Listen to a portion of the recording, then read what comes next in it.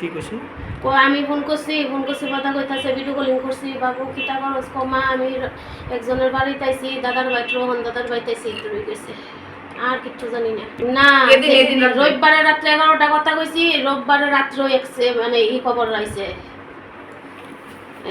ওই যে ছেলেটার সঙ্গে আসলো রোহন এই রোহনের বাবা ওই আমরা কালকে সকালে 6টা 6:30 ফোন করছে ফোন কইরা কইছে তোমার ছেলে আমার ছেলে একলগে আসলো অ্যাক্সিডেন্ট করছে আমি যাইতাছি আমরা যাইতাছি তোমরাও যাও কলকাতা এই কথা কইছি শেষ আর কোনো কথা কইছে হেয়ার কইলে একটা পাও কইলে একটু ভাঙছে বেশি ক্ষতি হইছে না আর কিছু জানি না আর ভাষা আমি জানি না কিতা হইছে কিন্তু এদিকে কোনো বাইক টেক না হেয়ার বাইক দিয়ে গেছে রোহন দাদার বাইক দিয়া ফোনটাও তো পাইতাছি না আমার মনে তো একটা সন্দেহ হয়ে পড়ছে সন্দেহ হয়েছে আমার মনে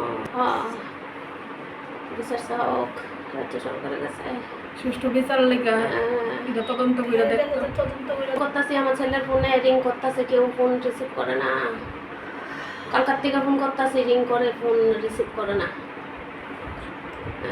কখনো জানি না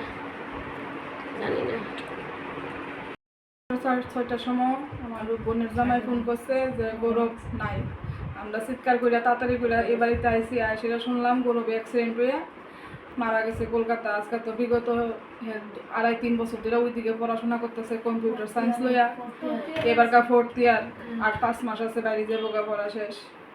তো অ্যাক্সিডেন্ট হয়েছে পরশু দিনকে রাত্রে কয়টার সময় হয়েছে আমরা কিচ্ছু অন্য পর্যন্ত খবর পাইছি না, কেমনে হয়েছে এইটাও জানি না কিচ্ছু না। এদিক থেকে হেরে আনানোর লিগা কালকা আমার এই যে বোনের জামাই বোন তারা লোক পাঠাইছে 2জন হের বেস্ট ফ্রেন্ডের ভাই, মানে তারাও গেছে প্রসেসিংয়ের কাজ হয়ে গেলে তারা শেষ হইতেছে না। আজকে হয়েছে গা দাদা 3 দিন, কালকে হয়ে যাবো 7 দিন। আজকেও করলে মনে হয় না হেরে আনতে পারবো মানে আমরা রাজ্যে মানে কি কইতাম কন। আমার তো বোন জামাই এদিক যায় একমাত্র সন্তান শেষ হয়ে যেতেছে গা, কান্দাকাতি করতে করতে আমরা সবাই শেষ।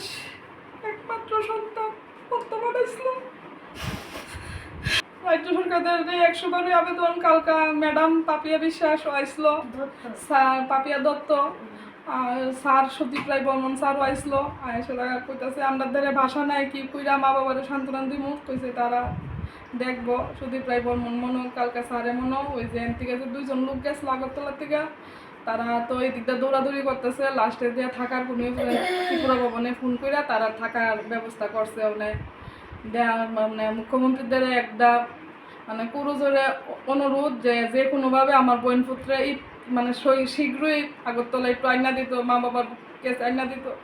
তাই না দাদা আমরা কিচ্ছু করতে পারি না। আমরা তো অলরেডি ত্রিপুরা কিতা কমুকন কয়টার সময় অ্যাক্সিডেন্ট হয়েছে, কোন জায়গা হয়েছে, কি পজিশন হয়েছে, বাইকে না স্কুটি না গাড়ি, কিচ্ছু করতে তদন্ত করা দরকার।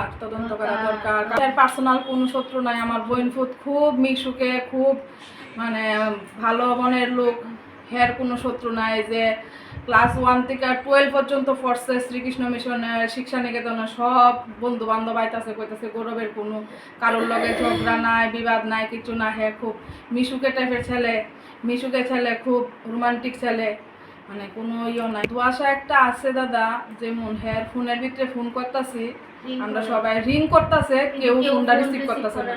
আমরা মানে যা একটা নলেজ, ফোনটা যদি চুরি হইতো বা কারোর হাতে লাগতো তাহলে এটা সুইচ অফ হইতো, কিন্তু এটা সুইচ অফ হইতেছে না, রিং করতেছে কেউ ফোন রিসিভ করতেছে না।